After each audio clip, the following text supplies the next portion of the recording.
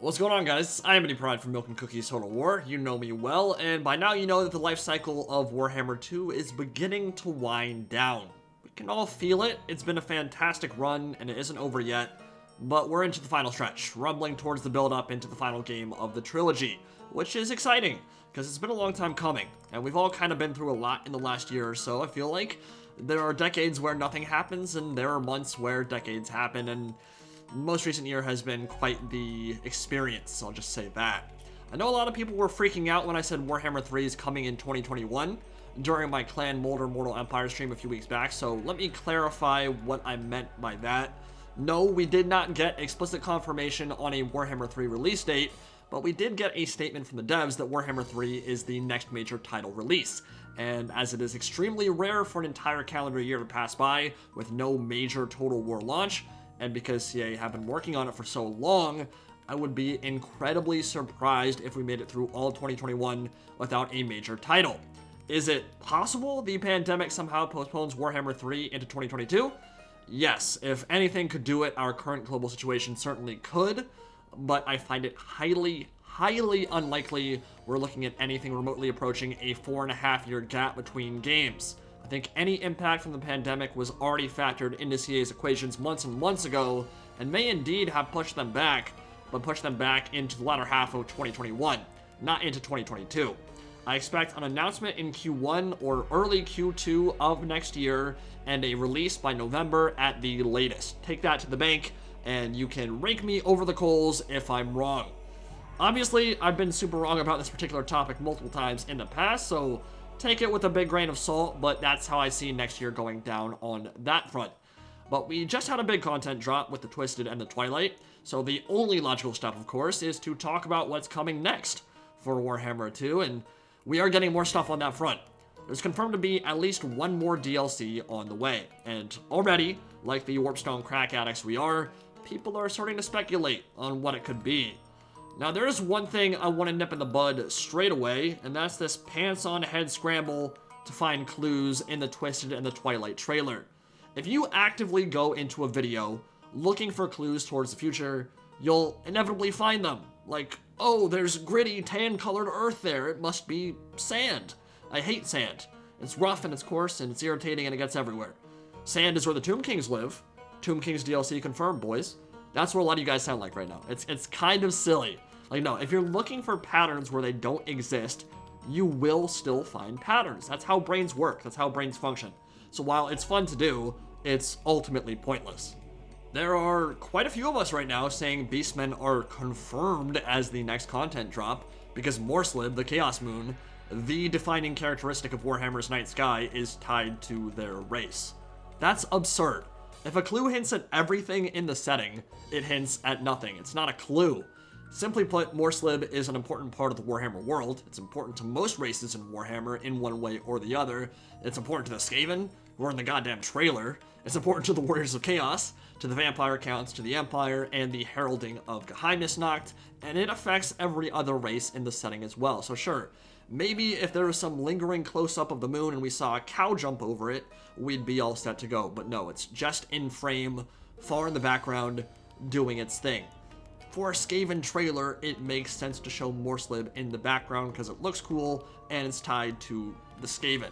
It's like me booting up Vermintide 1 5 years ago and saying, Beastmen are next DLC, boys. I mean, Morslib's in the game. Clearly it's hinting at Beastmen and Vampire Counts. There couldn't possibly be any other explanation. Just stop, okay? Just stop.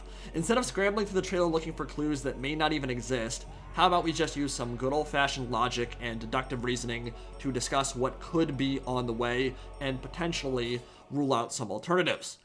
Let me be clear, absolutely nothing is confirmed about the next DLC at all right now. Nothing. Confirmed is the worst word we have in our collective vocabularies. Next time you use it, wash your mouth out with soap. Hints are not a confirmation. Lore tidbits in-game are not a confirmation. Until the devs themselves explicitly state something is happening or not happening, it is not confirmed. And even then, things change rapidly in game development all the time.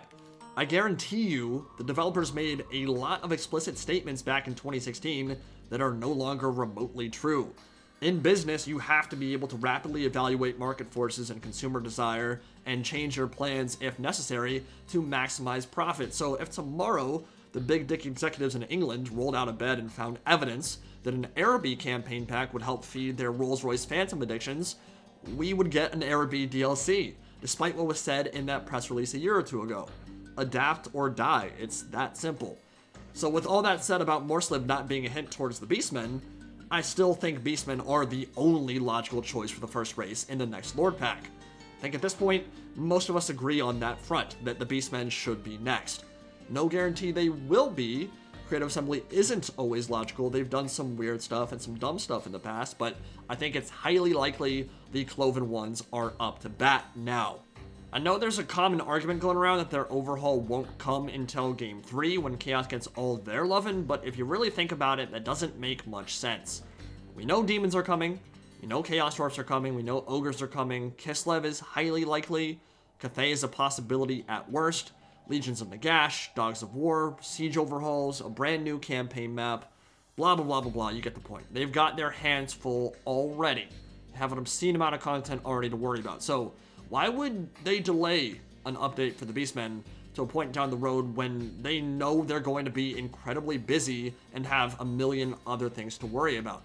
It makes no sense to fix the Beastmen in Game 3 when we've got at least an 8 or 9 month gap that needs to be filled with content. When we just got a Wood Elves DLC in Game 2, with Beastmen and Wood Elves being the two most similar campaign packs in the trilogy. If the Wood Elves just got their stuff, the Beastmen are very likely to be close behind. Their launch sucked, they've waited the longest, it's time for Beasts. Now we're not going to spend too much time here just because we know the units, we know the roles they play and why the Beastmen need them. We know the Gorgon is a large single entity monster capable of outdueling other monsters with bonus versus large, lots of speed and regen in melee. The Jabberslaith has a flying freak of nature that is a Mortis engine essentially. We got the Doom Bulls for the true Minibus experience. Great Bray Shamans, so we finally have Lord level casters outside of Malagor the Dark Omen. Wargors to support the front line in a similar manner to the Black Orc Warboss. And Tuskors so they can spam low tier chariots while we maybe throw a Praeton on top of everything just for fun. My personal vote goes to Torox the Brass Bull for the Lord, but Moonclaw and Goros Warhoof each have something unique to offer, which is important. If you don't have anything unique to bring to the table, you're not going to get picked as a legendary lord in a lord pack. It wouldn't make sense to do so. So that's the same reason why I think that Gorthor the Beast Lord is a terrible choice. He's a bad suggestion. He's dead, first and foremost, but he brings nothing new or interesting to the table whatsoever. Kazrak pretty much replaced him anyway, so no Gorthor, we don't need him. We need a different lord that brings something unique to Warhammer 2 and Mortal Empires. Now, the bigger question is who the Beastmen will face off against. Yes, I saw the clip. The devs stated on stream they generally go for cross-game content or Game 2 versus Game 2 rather than Game 1 versus Game 1 races in Game 2. No, that is not a confirmation that the next DLC will be a Game 1 race versus a Game 2 race. Is it more likely? Probably. But I think that is a huge mistake, and I think Creative Assembly would be wrong to go down that route once again. No matter what happens moving forward, I think it would be a dumb decision to do yet another base game 2 race DLC. It's a weird, artificial corner that Creative Assembly have painted themselves into for no particular reason. And it's further perpetuated by people saying they have to do Game 1 versus Game 2. How would it even work otherwise? Like, have you not been paying attention? We have a clear-cut guide to follow for how a Game 1 versus Game 1 Lord Pack would work in Game 2. You don't need to own Game 1. Marcus Wolfheart, the Sisters of Twilight, Grom the Paunch, and whatever comes with the Beastmen, those are all Game 1 factions made available as $9 Lord Packs in Game 2. Replace the Warhammer 2 race of those Lord Packs with a Warhammer 1 race, and literally nothing changes, except, actually having good content to draw from. Game 2 base races have been done to death at this point. Whatever CA tries to cobble together for them will be scraping the bottom of the barrel compared to what could be done with old world factions. Giving the Dark Elves or the Lizardmen their third DLC when plenty of Game 1 races only got one and are in much worse shape in terms of unit rosters and campaign content doesn't make any sense. The third DLC for Skaven was fine, just because they have such an absurd amount of content to draw from in the source material, and because Clan Molder was thematic. It was a section of their roster that was lacking, that isn't lacking in the lore. That isn't really the case for any of the other factions. So yeah, we don't need more Skaven until Thankwall, Vermin Lords, and Stormfiends well into Warhammer 3's lifecycle, but that's my perspective on the others as well, that the Dark Elves, Lizardmen, and High Elves don't need anything new outside free LC for quite a while. Not while the Dwarfs and Vampire Counts and Empire and Chaos have so much more content to draw from. Yes, the Dark Elves only have 5 Lords right now, while the Lizardmen, High Elves, and Skaven have 6. Want to know what that makes them absolutely perfect for? Free LC.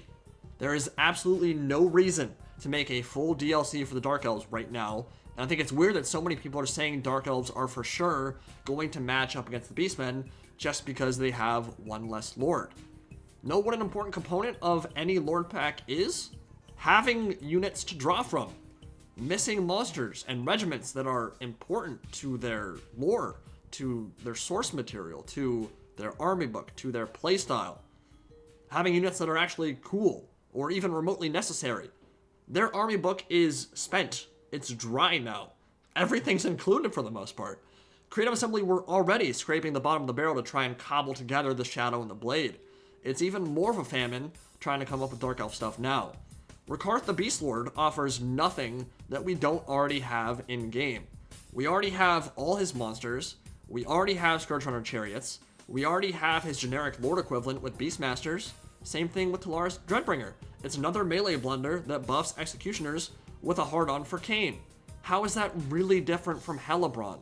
It's not. It's functionally not. They buff the same units, they have a similar playstyle. Yes, he'd start on Scourge of Cain on Ulthuan, but that's not enough to make a DLC. That's free LC material. They are both perfectly fine as a free Lord to give them their 6th Lord, but that is the absolute maximum the Dark Elves should get at this point. And this is coming from someone who loves the Dark Elves. I think I've played more Dark Elf campaigns than any other race in the trilogy. They don't need more right now, not until we get to end time stuff. I mean, yeah, there's Spellthirster Hydras with magic resist. You could go for Avatars of Cain if you really want to get fancy, but I don't know, man. I just think it's forcing the issue for lords that just aren't that interesting in the first place. I think the Dark Elves are a bad choice right now. Now, with the High Elves, things get a little more interesting. I'd kind of written them off completely, but I got a nice response on Total War forums talking about a sea-based Lord pack with Sea Lord Aislan, Lothern Sea Helms, Murworms, and the Lothern Skycutter. And it's a pretty decent suggestion, because it follows the trends Creative Assembly follows themselves. Has a clear-cut theme, with a unique playstyle, and cool units that bind the whole thing together and would actually push product that people would probably be interested in buying. The issue, though, is that this really doesn't work too well against a landlocked faction like the Beastmen, and I just can't see Torox or Goros sailing their narwhals across the 7 seas. I'd be really down to see a content drop with the High Elf Sea Patrol against Jago Roth and a true living pirate expansion for the Vampire Coast at some point, or against Marco Colombo and the New World Expedition sometime later down the line, but against the Beastmen, it doesn't really work. There's not a lot of thematics there, there's no rivalry whatsoever. I find it pretty unlikely, and it's nowhere near the top of my list, but it's not a horrible idea, so I think we can kind of shove that to our back of our minds for now, and wait until a better opportunity to unleash something like that. Now, of the Warhammer 2 base game races, I think Lizardmen are the most likely, because you don't have to pull obscure lords or units out of your ass from the back pages of 2nd edition.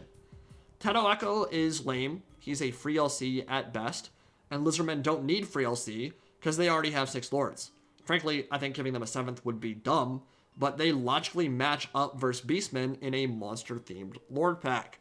Oxyotl is the one remaining character that truly offers something unique and interesting here, but with that said, he doesn't really appeal to me. Yes, he's an adorable skinky boy. Yes, he hid in the warp for millennia picking off demons one by one. Super badass, blah, blah, blah, blah, blah. He just doesn't look that cool to me, and he doesn't make me excited. I would not be hype to have him get announced. What he does accomplish, though, is he brings a unique, chameleon-focused playstyle built on ambush and stealth, which hasn't really been explored very much on the Lizardman side of things. Give him some skink oracles, a new kind of elite chameleon unit, a troglodyte, because poison-spitting Spinosaur known as the White Death is pretty awesome, and maybe a Thunder Lizard as a cherry on top, and you've got a nice content drop there. I don't actually expect Thunder Lizards to happen. We already have the Dreadsaurian. I don't think we need to get much bigger than that, and I'm not sure Lizardmen need one anyway, but of the remaining potential Game 2 Lord packs, Lizardmen probably make the most sense. But if I haven't made it abundantly clear already, screw the core factions for Game 2 right now, man. They don't need more stuff. Game 1 races need to be the priority moving forward. So, my personal vote would go to the Warriors of Chaos. Hands down. Not even close. Like the Beastmen, they have languished for years with zero improvements or additions whatsoever. And unlike the factions we've already mentioned, they have an absurd amount of content to draw from. Missing units, missing marks, missing lords, all stuff that would sell incredibly well, that would be visually captivating, that would get people excited, and would allow CA to get the jump on improving their race before we head into Warhammer 3, so they have less work to do then. There is clear synergy between the campaign overhauls for the Warriors of Chaos and the Beastmen. If you improve Horde gameplay for one, you improve Horde gameplay for the other, which makes it a lot easier to hit the target budget for a $10 DLC. That's why we didn't see a Wood Elves vs Beastmen Lord pack, because it would have been two massive campaign overhauls for two very different factions. In this case though, Chaos and Beastmen are very similar and they share a lot of the same mechanics. And a lot of the content we'd see in such a Lord pack is likely already finished and ready to go, like Juggernaut mounts or Steeds of Slaanesh, which again, keeps costs down, because that stuff is being made for Warhammer 3 anyway. They finish those units sometimes years in advance. So yeah, adding a bunch of marked units for each of the Chaos Gods would probably be the way to go here. And you'd have a super flavorful, exciting, and long-awaited Chaos update that benefits both factions, adding Skullcrushers of Khorne, Hellstriders of Slaanesh, Mutalith Vortex Beasts, and Plague Toads or Bile Trolls for Nurgle. All of those units could be repurposed, and they will be, for demons as well, because Blood Crushers and Skull Crushers ride the same mount, Hellstriders and the Demonette variant all ride the same mount, Mutalith Vortex Beast is already going to get made. All those assets might already be done, makes it a lot easier to hit that target budget for a relatively cheap Lord pack. Now, I'd love to see a marked Chaos Lord like Valkia the Bloody make an appearance here, but realistically, a more forgotten, undivided Lord that won't see play in Warhammer 3 would probably make more sense. Someone like Sail the Faithless, who would be leading undivided armies as opposed to someone like Festus or Valkia or Agram von Horseman, who'd be more closely tied to the mark units, which I do not expect to see until we get to Game 3. But again, DLC for DLC is not a problem here at all. We already have a formula that doesn't require you to buy the previous one to enjoy this one in Game 2. Just need to make that clear again because some people still don't seem to get it. With all that said, Chaos is hardly the only Game 1 option on the table here though. The Vampire accounts still have a lot to offer, and both Neferata and Zacharias the Ever-Living make a lot of sense for another Vampire accounts lord. Now, Neferata is for sure coming. There is zero question in my mind on that front. The question is when. And the answer is probably not against the Beastmen. New areas of Mortal Empires typically get fleshed out 2 to 3 patches before they become the nesting place for a new lord. So if Silver Pinnacle was just added in the Twisted and the Twilight patch, do not expect to see Neferata to come home and roost there until late next year at the earliest, which means probably Game 3. Maybe around the same time as Nagash, or it could be even later than that. Honestly, like I said, lots of stuff for them to do around launch. They gotta focus on many other races, so pushing the Legions of Undeath into 2022 makes plenty of sense there as well. So the alternative is Zacharias the Ever-Living, and he makes a lot of sense in Game 2 because you could start him in, well, essentially in Nahakara, right where the Necrarch Brotherhood is. And the Necrarch side of the counts hasn't really been explored very much yet. I think we can all agree that Atrocious Bloodlines kit bash needs to go. The Necrarch we currently have in the game looks nothing like a Necrarch. Slap some Spirit Hosts, Coven Thrones, and Incarnate Elementals of Death in there, and you've got the counts completely covered until Big Daddy makes landfall in Cripple Peak. Same thing with the Dwarfs, who are perhaps a little bit outgunned in the World's Edge Mountains right now, surrounded by Greenskins and Skaven. Their Mortal Empires campaign situation is certainly not a simple one. So Malachi Makaisen, the infamous Dwarf Slayer engineer, could arrive with his Goblin Hewer, Spirit of Grungni, Thunder Barges, and Rune Golems to give them some much-needed firepower. That is a thematic, flavorful DLC that would be a blast to play with. Screw Shard Dragons, they're dumb, they're not thematic, they don't make sense for the Dawi, who are literally have a cult dedicated to slaying dragons. But the other content there, I can get on board with, and there's plenty of secret lab and crafting shenanigans you could get up to with a crazy dude like Malachi. As for Bretonnia, CA explicitly mentioned on stream that Monty Python's Rohirrim feels pretty much done to them, outside the possible inclusion of characters like Bohemond and Beastslayer, so they seem unlikely at this point, but never give up hope. If you're a Bretonnia fan, they might still get some cool toys yet. I would expect all this to go live 5 or 6 months from now in May or June, with maybe a pre-order bonus like the Dogs of War coming in late summer, and Warhammer 3 dropping between September and November next year. If it's a Game 2 race against the Beastmen, which I think would be a massive mistake on CA's part, I really don't think they should do it. I think Lizardmen make the most sense of those choices. If it's not Game 2, and ends up being a Warhammer 1 race versus Warhammer 1 race, which I think is unquestionably the right call, so we can stop feeding into this massive content gulf that continues to yawn wide, then I think the Warriors of Chaos are the way to go. But both the Dwarfs and Vampire counts still have plenty to offer as well. My bold prediction here, and I'm going to throw down the gauntlet right now, will be Beastmen versus Chaos in May. For thematic's sake, I mean, Dark Gods versus Dark Gods versus Cloven Ones, and because of how much synergy a conjoined DLC for them would entail, both in terms of their campaign overhauls being similar, and due to the fact that many of these units will already be done and ready to go halfway through next year. I could easily be wrong on this front. Creative Assembly could continue doing cross-game Lord packs with base Game 2 races, but all that is doing right now is continuing to widen the content gulf between Warhammer 1 and Warhammer 2. And I think that's bad design, because it will inevitably lead to a point where Game 1 races and Game 2 DLC races simply cannot catch up anymore. If you keep giving Lizardmen, Skaven, Dark Elves, and High Elves more and more and more content in every single update, then of course they're going to have way too much stuff. You're scraping the bottom of the barrel, and you're feeding into a system that is pretty unfair to the races of Game 1. There is nothing inherently special about the Dark Elves, High Elves, and Lizardmen that requires them to have so many more lords and so much more content than other races. It just doesn't make sense to me, and that's why I don't think they should do Game 1 versus Game 2 again for a while.